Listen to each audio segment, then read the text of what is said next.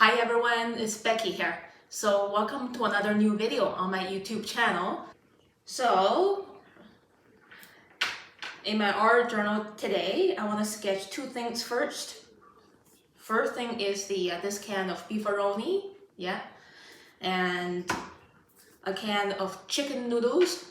And so when we don't have time to cook, when there's a lot of things to do in a day, it's very convenient to open up one of these cans and enjoy a quick meal, right? But not every single day. They're not super healthy if we have them every single day, but these are very nice treats on busy days.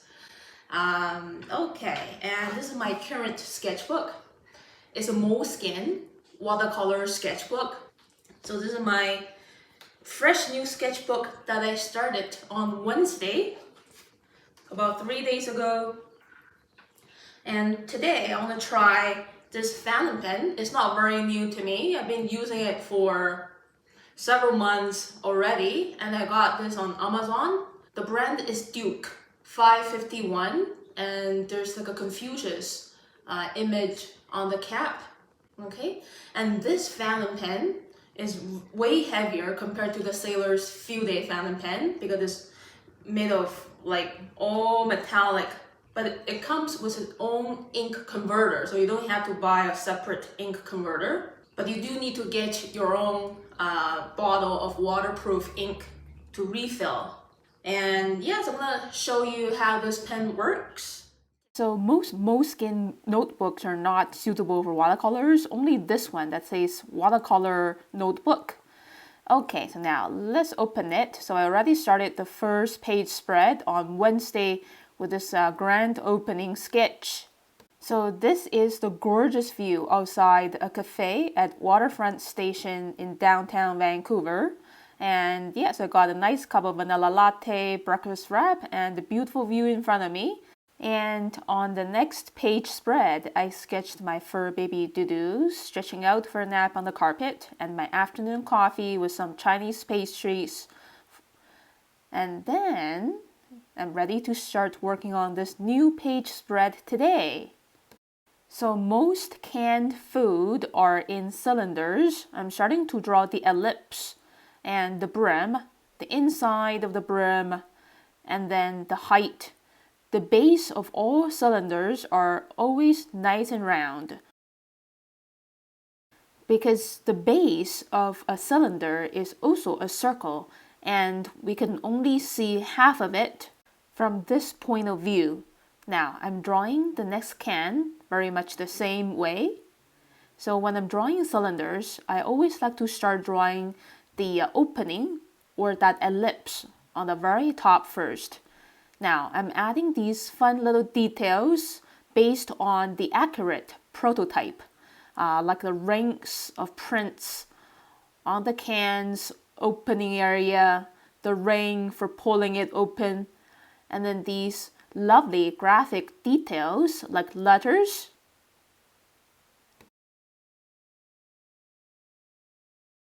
And by the way, this beefaroni thing has been around for many decades already, right?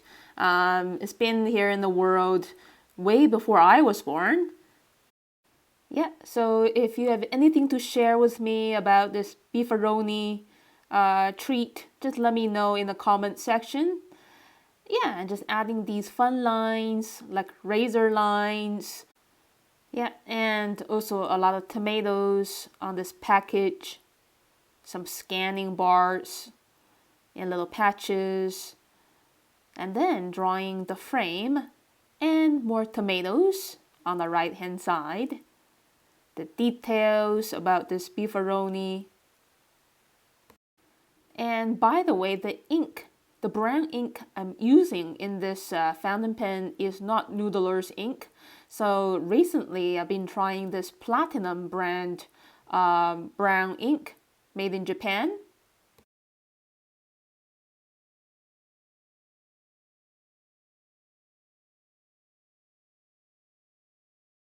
And this brown color has, as you can see, a more pale brown tone compared to my old Noodler's brown number 41.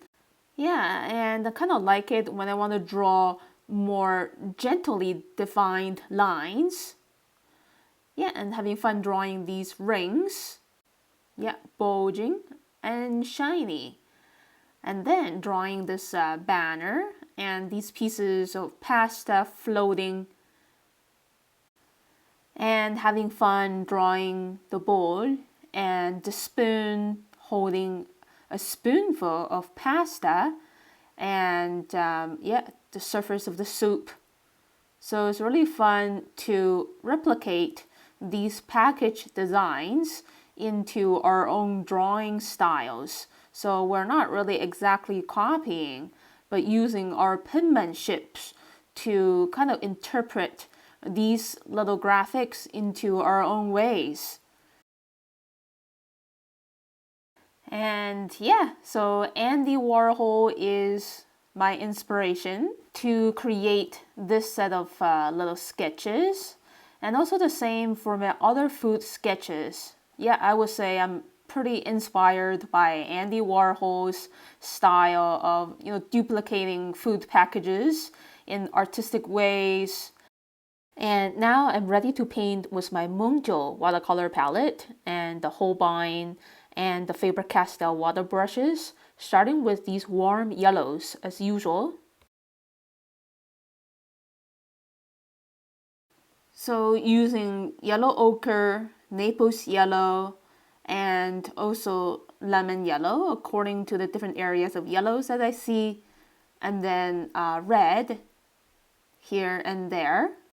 So as you can see, I'm keeping the red pretty diluted right now, just to make it shine later when I add red purple on top to shade it.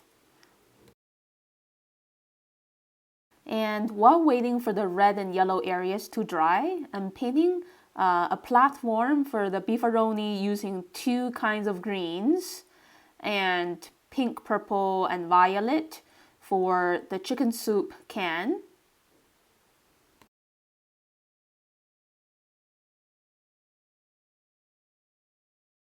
And using leftover bluish gray, very diluted, to paint the first layer of the metallic can tops. And then using burnt sienna mixed with leftover red to paint the wooden graphic background on the chicken soup. And bits of red orange for the carrots graphics, and more vibrant red for the banners and the red bowl. And these tomatoes on the beefaroni can. Yeah, so I'm using stronger, less diluted reds so the tomatoes really pop. Now I'm grabbing some leftover Viridian green to paint the frames around the letters and the stems of the tomato. Grabbing some violet to shade the right side of the red can because the windows are on the left. And just adding some more refining details for these red and green areas on the can, which is a very successful graphic design of warm and cold colors. And just adding some small bits of definitions on the Campbell's soup can, some slightly darker bluish gray on top. Now it's time to shade these metallic areas with higher contrast. As you can see, I'm using cobalt blue mixed with permanent violet and a little bit of green mixed together.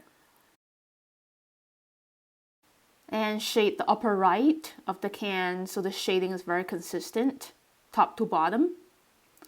And yeah, some bits of color definition for the chicken soup and darker bluish gray in between each loop of a ring. So yeah, it really shines with these two levels of grays. Paint the shadows of these two cans using my leftover bluish gray. Yeah, nice and loose. And then adding some stronger tones of gray on these metallic areas, but not to overpaint. And adding a stronger tone of darker brown by mixing permanent violet with burnt sienna, and using the tip of the brush hair to suggest the grainy texture of this wooden surface in the background. And yeah, just keeping the dark sepia very diluted towards the left, getting a lot of daylight, very dark from the middle to the right side of the can. So this is how I make this soup can more 3D, is to play with water control and the intensity of this dark brown. Using my white jelly pen to add some very thin bits of highlights on the metallic surface. And adding some final bit of shading on the right half of the soup can for the beefaroni can as well, and that's it. And here I am in my home studio, and DuDu is perched on the windowsill, and he's being very playful now as I approached him. Ooh. So DuDu loves perching on the windowsill and trying to catch some birds and wild rabbits outside, and he's trying to get out. And he's leaving, but I think he's gonna come back soon.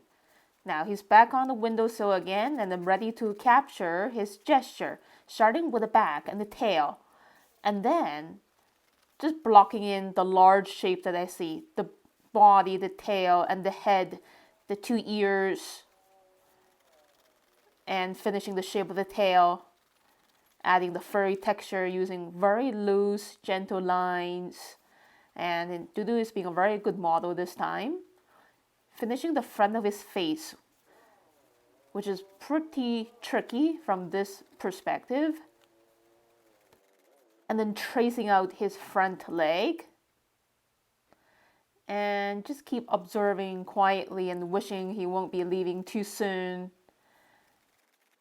And quickly get the super furry texture for his body in. Yeah, and these also suggest the folds of his muscles. And suggesting his neck fur, which is thicker than girl cats. And yeah, and just observing, adding those lines in. Now, I'm just drawing the windowsill that he's standing on. And I'm waiting for the perfect moment when he turns his head a little bit more towards me so I can get his eye in, which is very foreshortened from this angle. Okay, so now while waiting, I think I want to get the windowsill stretched all over to the left, so these two pages are more connected. And now I'm drawing the window, yeah, right in front of DuDu. Now he's leaving. Well, while he's away, I'm ready to draw these static things in front of him, like these layers of window frames and the actual windowsill, and then drawing my paintings hanging on the wall. And I love the way that his tail is overlapping in front of one of my paintings. Yeah, and getting these layers of window frames and the blinds in to show the 3D shape of windows. Yeah, and then using much more gentle lines to summarize the landscapes on these canvases. And I think I painted these about 7 to 8 years ago. Yeah, a very long time ago. And now these are just for display here in my home studio as inspirations for my students. And now I think I'm drawing the view outside, starting with the grass and the flowers right outside, and these tree branches, the roof, the chimney, and another maple tree.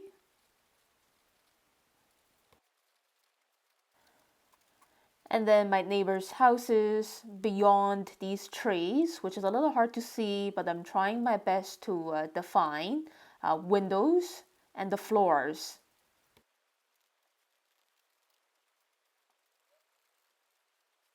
And I believe windows are, the most important elements on buildings.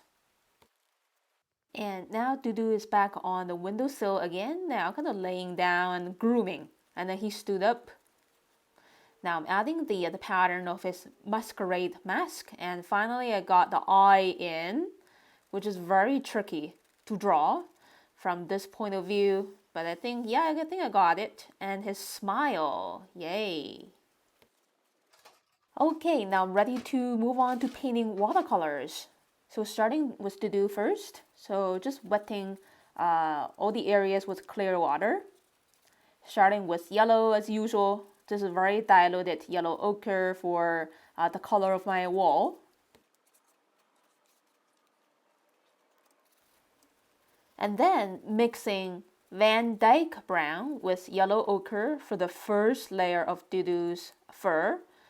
The back is like black fur, but the underlay is kind of like a yellow brown. Painting the first layer for the sky with a very, very pale yellow.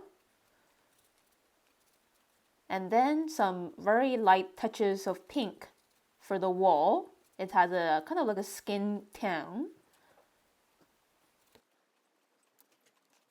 Now I'm mixing Van Dyke brown with black to paint the second layer of DuDu's fur, as you can see, wet into moist. So painting layers on anything just suggests a sense of volume and depth even better than just one single layer only. So that's the second layer. Well, third layer, I'm just keep adding some more intense black. This is just like pure black with a little bit more precise brush marks for the strands of fur. Yeah, so when painting fur, it's very ideal to paint wet into wet. The brush marks are kind of fade out, but still kind of hanging there without completely fading away for the furry texture. So the right timing to put on these brush marks is very important. Not too soon, but also not too late. And grabbing a teeny tiny bit of leftover pink to paint DuDu's mouth area. And grabbing some olive green diluted with a lot of water to paint the exteriors of these neighbors' houses. And painting the overcast sky with cobalt blue and permanent violet mix.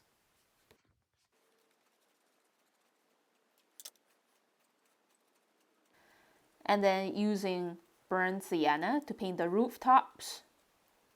Now the abstract shapes are looking more like houses, and continue to use burnt sienna mixed with Van Dyke brown, using 2 layers of tones to paint and shade these tree branches at the same time.